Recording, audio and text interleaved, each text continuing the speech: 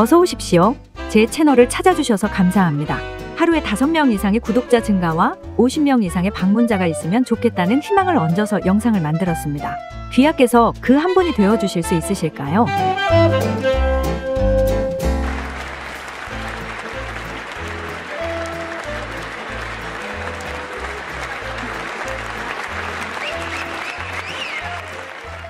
트럼프와 주지사들 간의 이민법 전쟁 시작되다. 불법 이민자와 마약 막으려 국경에 연방군 투입 검토. 미국 이민 와서 시민권 받지 않는 건 뭔 심리? 도널드 트럼프 대통령이 출생 시민권 자동 부여에 제한을 두는 행정명령을 발동하자 22개 주로부터 줄소송을 당해서 마라톤 위헌 투쟁에 돌입하고 있는 중입니다. 미국 전체 주의 절반에 가까운 22곳의 민주당 주정부들은 트럼프 대통령의 출생 시민권 제한 조치는 수정헌법 14조를 위배한 위헌이라고 소송을 제기해 연방 대법원까지 올라가는 법적 투쟁을 시작했습니다. 도널드 트럼프 대통령이 취임 당일 이민행정명령서에 서명이 끝나자마자 여기저기서 소송을 당해 지리한 위헌 전쟁이 벌어지게 된 것이지요. 이 행정명령은 불법 체류 부모들은 물론 합법 체류자들이라고 할지라도 방문비자, 유학생비자 등 단기 체류자 부모들로부터 미국서 태어나는 자녀들에 대해선 시민권을 자동 부여하지 못하도록 제한하고 있습니다. 부모들 중에 1명 이상이 미국 시민권자 또는 영주권자 등 합법 거주민이어야 그 자녀에게 미국 시민권을 부여하도록 하고 있습니다. 이렇게 되면 한국을 포함한 미국으로의 원정 출산도 불가능하게 되는 것이지요. 그런데 이러한 행정명령은 미국 땅에서 태어난 사람은 누구나 미국 시민권자가 된다고 규정하고 있는 수정헌법 14조를 정면으로 위배한 위헌이라는 논란에 휩싸이고 있습니다. 때문에 22개 주의 민주당 주정부들이 1월 21일 두 그룹으로 나뉘어 두 곳의 연방지방법원에 집단 위헌 소송을 제기했습니다. 한 그룹은 뉴저지를 대표로 뉴욕과 코네티컷, 매사추세츠, 메릴랜드, 워싱턴 DC, 노스캐롤라이나, 미시건, 캘리포니아, 하와이 등 18개 주와 샌프란시스코 시와 카운티 등으로 매사추세츠 연방지방법원에 위헌 소송을 제기했습니다. 다른 한 그룹은 서부 워싱턴주와 오레건, 일리노이와 애리조나 등 4개 주로 워싱턴주 서부 연방지법에 소송을 제기했습니다. 소송을 제기한 측은 트럼프 대통령의 시민권 제한 조치를 그대로 두면 한 해에 미국서 태어나는 15만 명을 무국적자로 만들게 되어 큰 피해를 입히게 되는 것뿐만이 아니라 중대한 사회적 문제를 야기시킬 수 있다며 사법부가 무효화시켜줄 것을 요청했습니다. 그러나 트럼프 대통령은 이미 위헌 소송이 제기될 것으로 예상했던 터라 연방 대법원까지 끌고 가는 법적 투쟁에서 트럼프가 어떻게 논리를 펼쳐 나갈지가 관심사항입니다. 민주당 성향의 매사추세츠와 서부 워싱턴주 소재 연방지방법원 판사 중에 한 명이라도 위헌 판결을 내리면 즉각적으로 출생 시민권 자동부여 제한 행정명령 시행이 중지됩니다. 설사 트럼프 행정부의 연방법무부가 항소하게 되더라도 매사추세츠를 관할하는 제1연방항소법원이나 워싱턴주를 관할하는 제9항소법원에서도 진보적이어서 위헌 판결이 유지될 가능성이 높은 것으로 분석되고 있습니다. 연방대법원은 6대3으로 보수 우위로 구성되어 있는데 트럼프 대통령의 출생 시민권 제한 조치가 최고법원에서 위헌이냐 합헌이냐 최종 판정을 받게 되기까지는 수년이 걸릴 것으로 보입니다. 약간의 보충 설명을 덧붙이자면 이러한 여러 가지 법적인 문제와 저항으로 트럼프 대통령의 출생 시민권 제한 조치는 연방법원이 이 행정명령을 중단시킬 가능성이 높다고 분석되고 있습니다.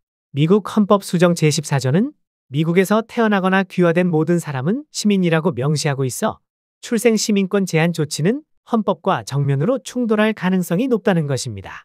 따라서 소송을 제기한 측에 행정명령 효력을 즉시 중지시켜 달라는 요청이 법원에서 받아들여지면 대법원의 최종 판결이 나기 전까지 행정명령 시행이 중단됩니다. 이러한 법의 시스템은 미국의 사법체계가 정부의 권한 남용을 견제하는 중요한 방식 중 하나입니다. 많은 나라들이 삼권 분립을 내세우고는 있지만 그래도 상대적으로 그 시스템이 상당히 잘 굴러가고 있는 미국의 삼권 분립이라고 할 수 있습니다. 그리고 불법 이민자와 마약 사범을 막으려고 국경에 연방군 투입을 검토하고 있다는군요. 도널드 트럼프 2기 미국 국방부가 연방군을 멕시코와의 국경에 투입하는 방안을 계획하고 있다고 월스트리트 저널이 21일 보도했습니다. 미 국방부 관계자들에 따르면 국방부는 마약 밀매와 인신매매 그리고 불법 이민자들로부터 국경을 보호하기 위하여 연방군을 투입하는 방안을 검토하고 있다는 것입니다.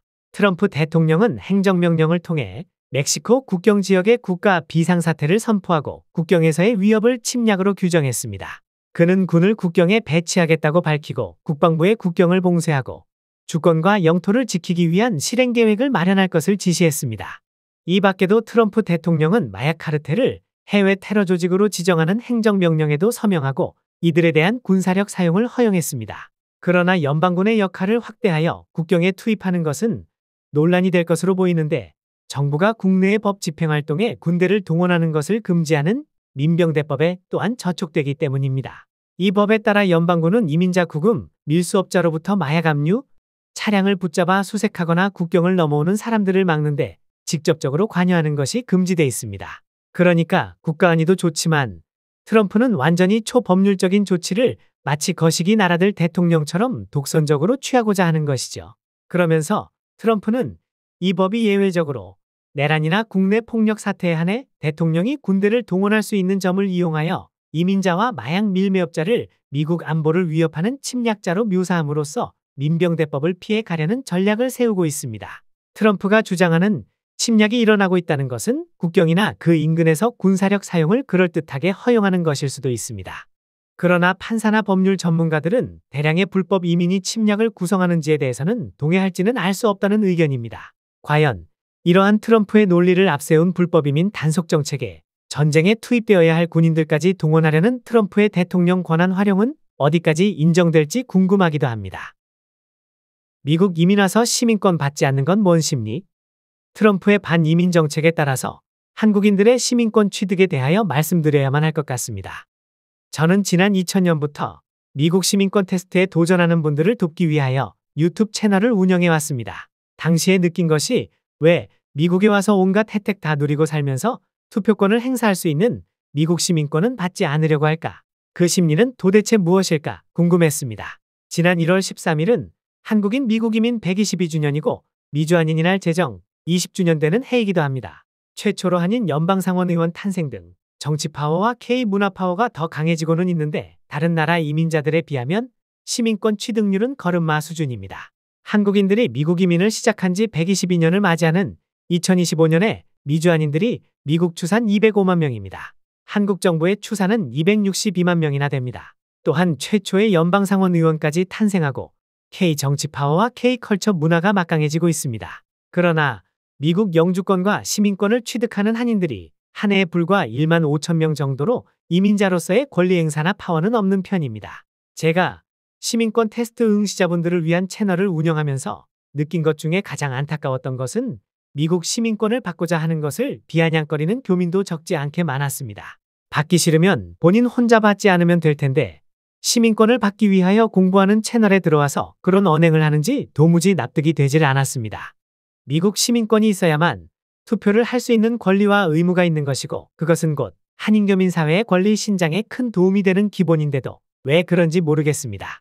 따라서 한인교민이 하원의원이 되고 상원의원이 되는 것은 한국인교민의 지지 때문이 아닙니다. 물론 전혀 영향이 없는 것은 아니지만 대부분이 다른 인종의 지지로 얻어낸 결과입니다. 한국계 언론에서는 마치 한인 교민들의 지지가 절대적이어서 그들이 미국 하원의원과 상원의원이 된 것처럼 떠벌리지만 절대로 그렇지 않습니다. 그분들 대부분은 백인 밀집 거주 지역에서 당선이 되었고 공화당 우세 지역입니다. 미국 이민사회와 주류사회에서 진정한 한인 커뮤니티가 성장하려면 시민권을 받고 투표에 적극적으로 참가해야 합니다. 그렇지 않으면 이민 커뮤니티 변방에서 머물 수밖에 없으며 당연한 권리 행사도 당연한 혜택도 받지 못하게 됩니다. 다행히도 이번에 트럼프의 강력한 반이민 정책으로 인하여 영주권 신분도 불안해질 수가 있기 때문에 시민권을 받고자 하는 한인 교민들이 증가할 것 같기는 합니다. 그런데 트럼프는 시민권을 받는 시스템도 매우 엄격하게 정비한다고 했기 때문에 시민권을 받기 위한 매우 철저한 준비가 필요하리라 생각됩니다. 그리고 보다 더 일찌감치 시민권을 받지 않은 것을 후회하는 일이 발생하는 교민들도 많아지지 않을까 생각합니다. 끝까지 영상을 시청해주셔서 감사합니다. 더 영양가 있는 영상을 제작할 수 있도록 따뜻한 응원을 부탁 올립니다.